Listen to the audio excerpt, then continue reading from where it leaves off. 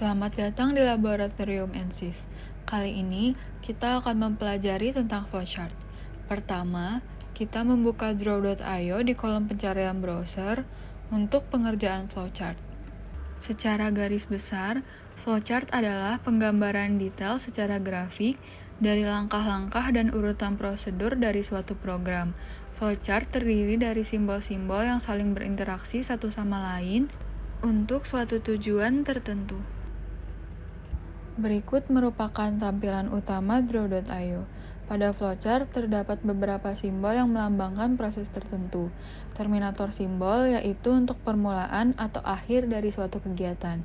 Ketika membuat flowchart pasti diawali dan diakhiri dengan simbol tersebut. Lalu ada flow direction simbol yaitu digunakan untuk menghubungkan antara simbol yang satu dengan simbol yang lainnya. Bisa juga disebut connecting line. Lalu ada simbol input-output yang menyatakan proses input dan output tanpa tergantung dengan jenis peralatannya. Lalu ada processing simbol yang menunjukkan pengolahan yang dilakukan oleh komputer. Lalu ada simbol decision, simbol pemilih proses berdasarkan kondisi yang ada. Biasanya diisi oleh yes atau no.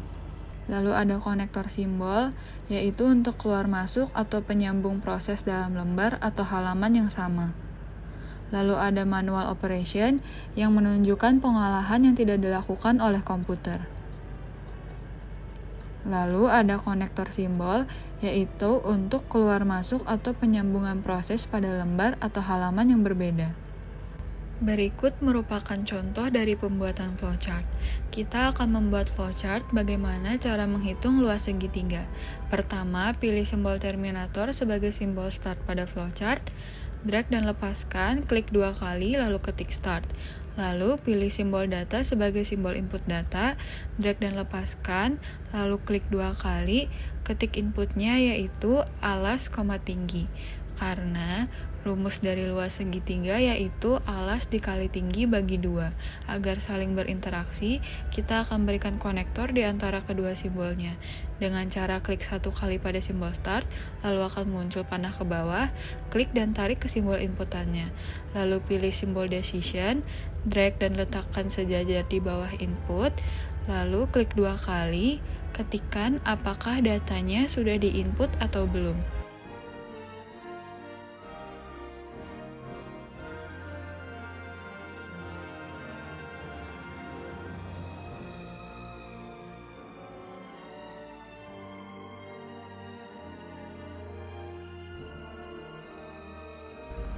Lalu pilih simbol proses, drag dan letakkan sejajar di bawah simbol decision, lalu lepas, klik 2 kali, lalu ketik prosesnya yaitu alas kali tinggi bagi 2. Lalu pilih konektor, tarik konektor dari simbol input ke simbol decision, yang berarti kita akan memeriksa apakah data sudah diinput atau belum. Buat konektor lagi dari simbol decision ke simbol proses, pilih teks, drag ke samping konektornya lalu ketik yes. Hal ini berarti juga data sudah diinput maka akan lanjut ke proses selanjutnya. Lalu buat konektor lagi dari simbol decision ke simbol input. Pilih teks, drag ke samping konektornya, lalu ketik no. Hal ini berarti data belum diinput. Maka akan mengulang ke proses input data sampai datanya sudah diinput, lalu akan lanjut ke proses selanjutnya. Lalu pilih simbol output data, drag dan lepaskan sejajar di bawah simbol proses, lalu klik 2 kali, ketikkan outputnya yaitu luas segitiga. Buat juga konektor yang menyambungkan dengan proses sebelumnya. Kemudian pilih simbol N, drag dan letakkan sejajar di bawah output, lalu lepaskan, klik 2 kali, ketik N. Jangan lupa untuk membuat konektornya juga.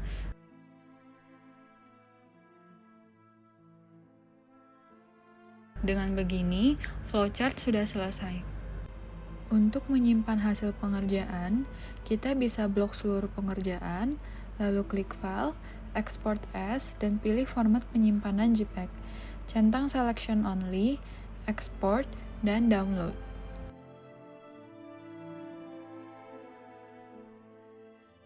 Berikut merupakan contoh dari penggunaan on-page reference.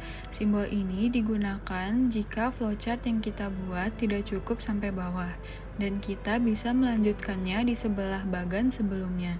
Atau dengan kata lain, konektor jika bagan terputus di halaman yang sama.